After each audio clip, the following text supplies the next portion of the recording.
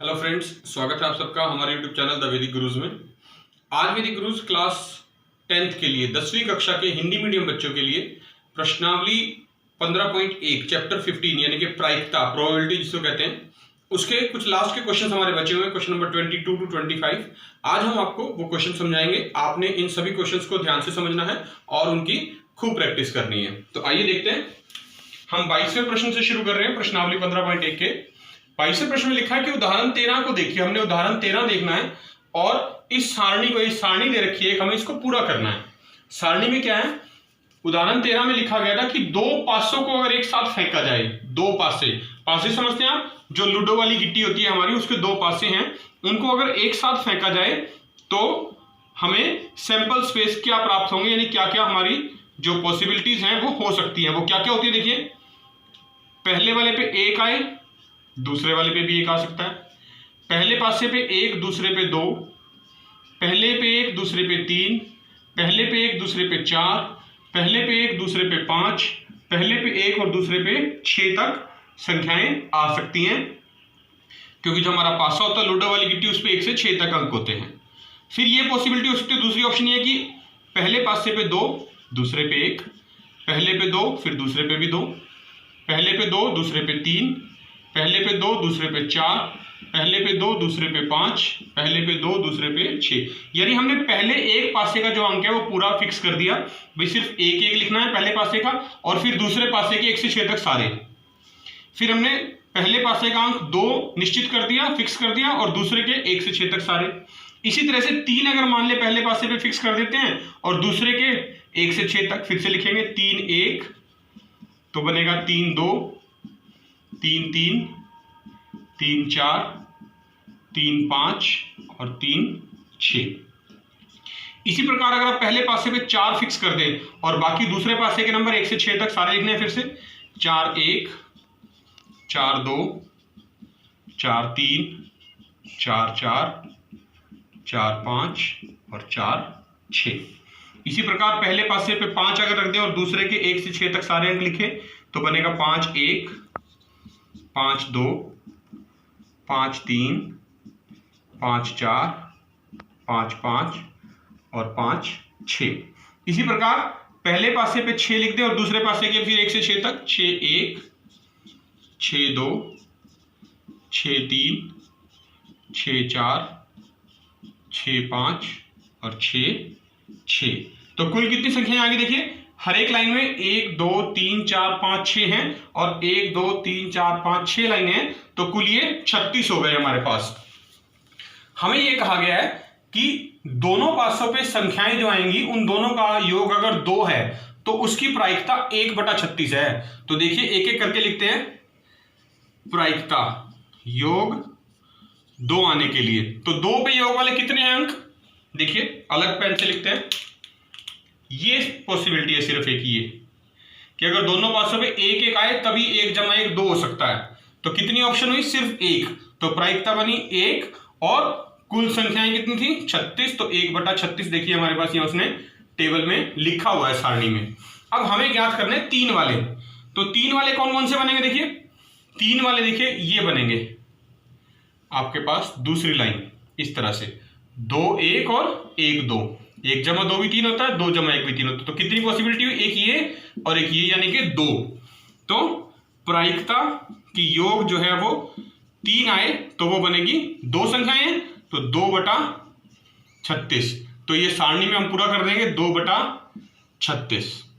अब हम बात करते हैं अगली कि दोनों अंकों का योग 4 होना चाहिए। तो 4 अंक वाले योग जो है वो अगली लाइन बनेगी इसी प्रकार। देखिए ये देखिए ये वाली लाइन 3 1, 2 2 और 1 3, सबका योग 4 है ना। 1 जमा 3 4, 2 जमा 2 4, 3 जमा 1 4।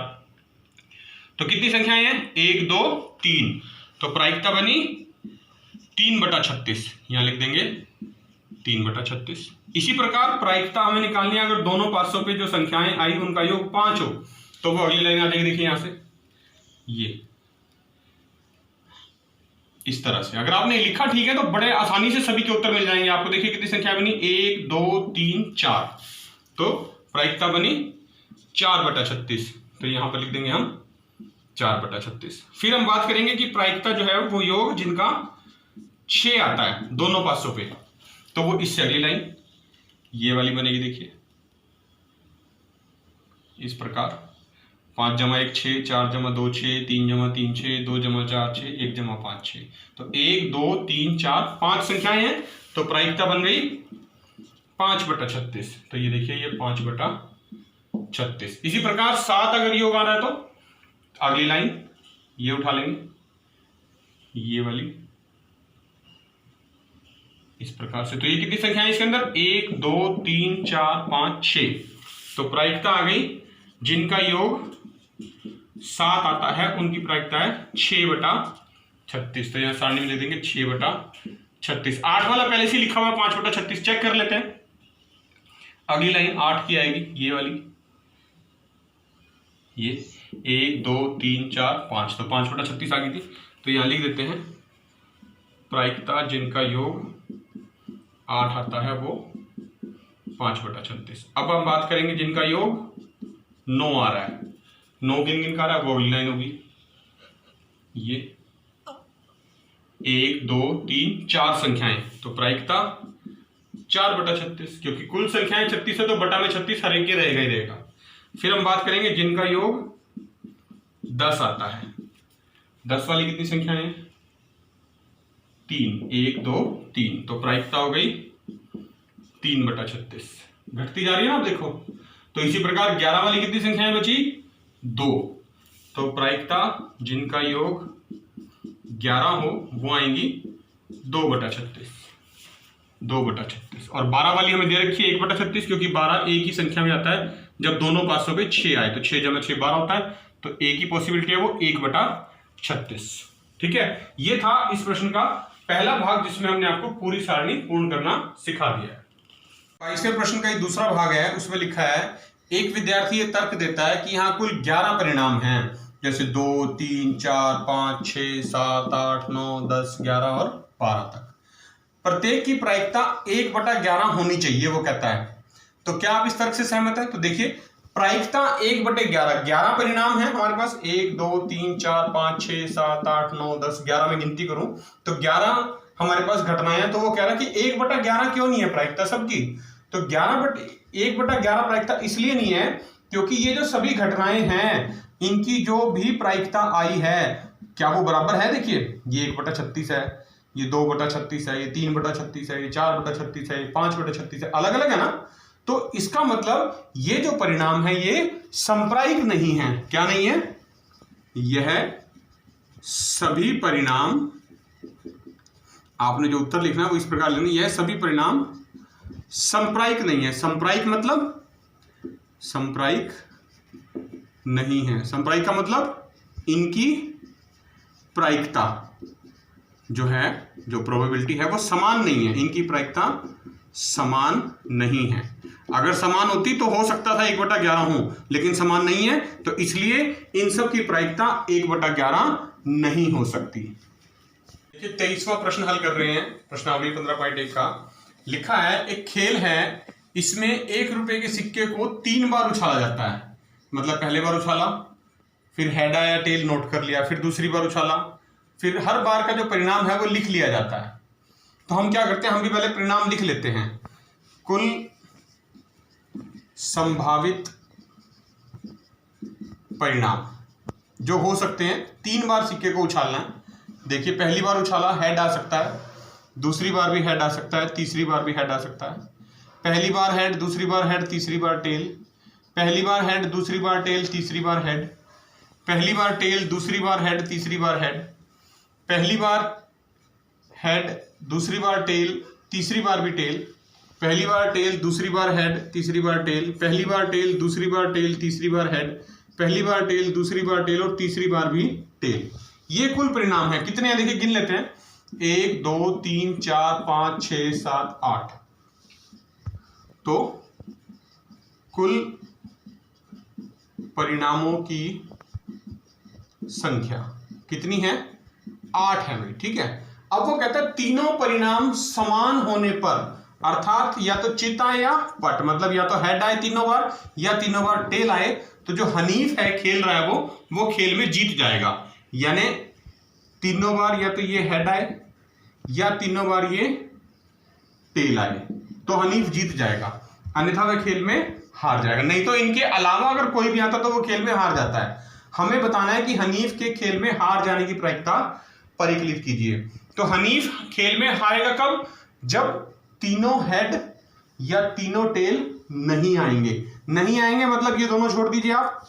तो हनीफ के हारने के लिए परिणाम क्या होने चाहिए कि हनीफ हार जाए? जो प्रश्न पूछा गया 1 2 3 4 5 6 परिणाम हैं, लिख देते हैं, जिसमें भी तीनों चीजें हेड हेड और या टेल टेल एक समान नहीं है, सेम नहीं है, डिफरेंट, कोई एक भी अलग आ गया मतलब हनीफ हार जाएगा। तो हमने 2 छोड़ दिए जिनमें समान थे, ठीक है, जो असमान थे वो लिख लिए। ये कितने हुए? 1 2 3 4 5 6। तो प्रायिकता, किस चीज की प्रायिकता निकालनी है? हनीफ के हारने की। तो हारने की स्थिति में कुल कितने परिणाम है? 6। कुल परिणामों की संख्या 8, तो और कुल परिणामों की संख्या थी 8, तो ये आ गया 6/8 प्रायिकता आ गई। इसको काट सकते हैं 2 के पहाड़े पे, 2 3 6 2 चौके 8। तो हनीफ के जो हारने की प्रायिकता है वो 3/4 है। 24वां प्रश्न कर रहे हैं, प्रश्नावली 15.1 का लिखा है, एक पासे को 2 बार फेंका जाता है। 2 बार फेंकने का मतलब क्या है कि 2 पासे हैं, आप उनको एक साथ फेंकिए या एक पासे को 2 बार फेंकिए, एक ही बात होती है। तो जो हमारे पास संभावित परिणाम आएंगे वो क्या आएंगे? पहले पासे पे 1, दूसरे पे 1 2 3 4 5 6, फिर 2 1 2 2 2 3। इस प्रकार हमने आपको ये 36 संभावित परिणाम लिख के दिखाए थे। तो हम लिख लेते हैं यहाँ पर कुल संभावित परिणाम। ये हमने आपको प्रश्न 22 में भी लिख के दिखाए थे और उदाहरण 13 में भी आपकी बुक में लिखे हुए हैं, वहां से भी देख सकते हैं आप। और ये तरीका सीखना है आपने लिखने का। कुल संभावित परिणाम 36 हो गए। अब वो पहले भाग में कह रहा है कि इस बात की क्या प्रायिकता है कि 5 किसी भी बार में नहीं आएगा, मतलब जिनमें 5 नहीं आता वो सिर्फ गिनने हैं, यानी जिनमें 5 आता है वो छोड़ दें। तो देखिए अगर हम ध्यान से, तो ये 5 इनमें आ रहा है, देखिए ध्यान से, इन सभी में 5 आ रहा है, ये छोड़ देंगे। और एक 5 वाली लाइन में सब में 5 आएगा, तो ये 5 वाली लाइन जो है इसमें 5 आएगा, ये छोड़ दें हम। तो कुल थे ये 36 और ये 5 वाले हमने छोड़ दिए। कितने छोड़ दिए देखो हमने?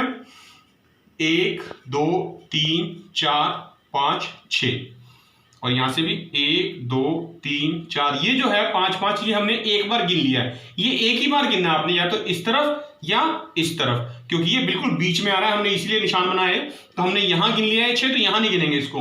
देखिए 6 हो गए थे यहाँ पर, 7 8 9 10 11, यानी 6 इस लाइन में और 5 इस लाइन में, क्योंकि हमने ये एक ही बार गिनना है। तो कुल परिणाम जिनमें 5 नहीं आता, देखेंगे कुल परिणाम जिनमें 5 एक बार भी नहीं आता, ठीक है, वो कितने होंगे? देखिए कुल तो थे 36 और जिनमें एक बार 5 आ रहा था, ये 2 लाइनें जो हमने गिनी थी, कितने थे? 11। 36 में से जो बच गए, ये 11 निकाल दें तो वो बच जाएंगे जिनमें 5 नहीं आता। तो वो कितने बचे? 36 - 11 यानी 25। तो इस बात की क्या प्रायिकता है कि प्रायिकता की 5 एक बार भी ना आए, किसी भी परिणाम में 5 ना आए, तो वो कितने बचे हमारे पास? ये टोटल 25। तो 25/36 इसकी प्रायिकता होगी पहले भाग की। और दूसरे भाग में पूछा गया कि 5 कम से कम एक बार आए, 5 कम से कम एक बार आए, 5 कम से कम एक बार आए, वो हमने लिख ही लिए थे यहां पर, ये गिने थे हमने, ये 2 लाइनें, 6 इस लाइन में और 5 इस लाइन में, यानी 11। तो 11/36 दूसरे भाग की प्रायिकता हो गई। प्रश्नावली 15.1 का 25वां प्रश्न, अंतिम प्रश्न है। लिखा है निम्नलिखित में से कौन से तर्क सत्य और असत्य? 2 तर्क दिए हुए हैं। पहले वाला देखते हैं, पहले कहता है यदि 2 सिक्कों को एक साथ उछाला जाता है, 2 सिक्के उछालें तो संभावित परिणाम कौन कौन से होते हैं? देखिए, या तो दोनों पे हेड आएगी जिसको आप चित या पट बोलते हैं, या दोनों पे, एक पे हेड दूसरे वाले पे टेल, या पहले वाले पे टेल दूसरे वाले पे हेड, या दोनों पे टेल, मतलब चित या पट। तो इसके 3 संभावित परिणाम कहता है वो या तो 2 चित आएंगी, या 2 पट आएंगी, या प्रत्येक एक बार, यानी एक बार हेड, एक बार टेल, एक बार टेल, एक बार हेड। तो इनमें से प्रत्येक परिणाम की प्रायिकता वो कहता है 1/3 होनी चाहिए। तो 1/3 होनी चाहिए। तो देखते हैं कुल परिणामों की संख्या कितनी है। यहां पर कुल परिणाम जो हैं वो हमारे पास है, देखिए 1 2 3 4 है। तो जो 2 बार चित आई यानी 2 बार हेड आई उसकी प्रायिकता कितनी है? 2 बार हेड एक ही बार आ रही है, 1/4 प्रायिकता होगी। 2 जो टेल आ रही है, 2 पट आ रहे हैं, एक ही बार है वो भी, तो उसकी प्रायिकता भी 1/4 हो गई। लेकिन ये कह रहा था कि 1/3 आनी चाहिए। फिर वो कह रहा है एक बार हेड एक बार टेल, यानी एक बार चित आए एक बार पट आए। तो इस बात की प्रायिकता क्या है, यहां लिख देते हैं। प्रायिकता हम निकाल रहे हैं चित या पट कोई भी आए, तो वो 2 है हमारे पास, एक बार हेड एक बार टेल, एक बार टेल एक बार हेड, 2 है। तो प्रायिकता बनी 2/4। ये कट सकता है 2 के पाड़े में, यानी 1/2। तो 3 परिणाम थे, लेकिन तीनों की जो प्रायिकता है वो इन 2 की तो समान है, लेकिन इसकी अलग है। तो इन तीनों की प्रायिकता एक समान नहीं है, मतलब ये संप्रायिक नहीं है। तो क्योंकि आप यहां इसका उत्तर लिख देंगे, क्योंकि ये संप्रायिक नहीं है। क्यों संप्रायिक नहीं है? क्योंकि इनकी प्रायिकता समान नहीं है, इसलिए जो इनकी प्रायिकता है वो कह रहा है कि 1/3 हो सकती है, वो नहीं हो सकती। ये जो तर्क है ये असत्य है, हमने ये सिद्ध करके दिखा दिया। इसी प्रकार दूसरा तर्क कहता है यदि एक पासे को फेंका जाता है, पासा मतलब जो सांप सीढ़ी लूडो खेलने वाली गिट्टी होती है जिसके ऊपर 1 से 6 तक अंक लिखे होते हैं, 1 2 3 4 5 और 6, ये आपके पास लिखे होते हैं। वो कह रहा है इसमें 2 संभावित परिणाम आते हैं, या तो विषम संख्या आएगी या सम संख्या आएगी। विषम मतलब ऑड नंबर, सम संख्या मतलब इवन नंबर। तो विषम संख्या ज्ञात करने की प्रायिकता 1/2 होती है। तो देख लेते हैं हम इसमें सम संख्याएं कितनी हैं। सम संख्या 1 2 3, 2 4 6 ये सम संख्याएं हैं, इवन नंबर है, 3 है। सम संख्याएं 3, कुल सम संख्याएं लिख देते हैं यहां पर ताकि समझने में आसानी हो। और कुल विषम संख्याएं कितनी है? कुल विषम संख्याएं ऑड नंबर, कुल विषम संख्याएं कौन कौन सी हैं? 1 3 और 5, वो भी 3 है तो वो भी 3 होगी। और कुल संख्याएं तो 6 हैं, तो इसकी प्रायिकता क्या निकलेगी? प्रायिकता सम संख्या के आने की 3/6, यानी 3 के पाड़े से काट देंगे तो 1/2।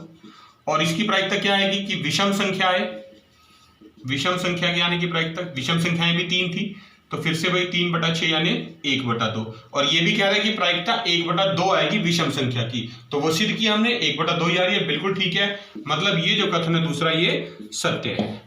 देखा बच्चों आपने, ये थे कक्षा 10वीं के लिए चैप्टर 15 प्रायिकता वाला, प्रोबेबिलिटी वाला चैप्टर था, उसकी 15.1 प्रश्नावली के आखिरी के 4 सवाल। आज हमारी प्रश्नावली समाप्त हो गई है। आपने इन सभी सवालों को बड़े ध्यान से समझना है और खूब प्रैक्टिस करनी है।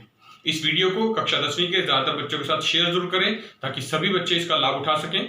और अगर आपने अभी तक हमारा चैनल द वैदिक गुरुज यूट्यूब से सब्सक्राइब नहीं किया है तो उसे अभी सब्सक्राइब करें और बेल आइकन बटन जरूर दबाएं। वैदिक गुरुज आपसे बार बार एक ही रिक्वेस्ट करते हैं, आप अपने घर में रहें, सेफ रहें, सुरक्षित रहें, स्वस्थ रहें और बिना कारण घर से बाहर ना निकलें। खूब मन लगा के पढ़िए, जुड़े रहिए वैदिक गुरुज के साथ। हम बहुत जल्द फिर मिलेंगे आपको, तब तक के लिए थैंक यू।